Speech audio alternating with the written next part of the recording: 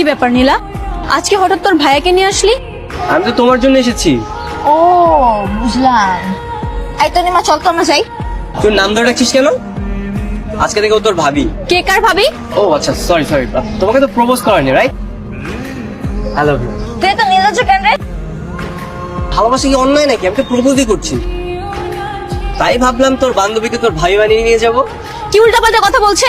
উল্টাপাল্টা না ম্যাডাম, যা সত্যি তাই বলছি।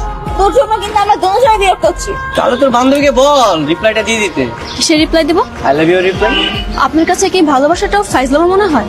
না না, মোটেও না, আমার কাছে রঙিন মনে হয়। নে রাখ, দিয়ে দিস।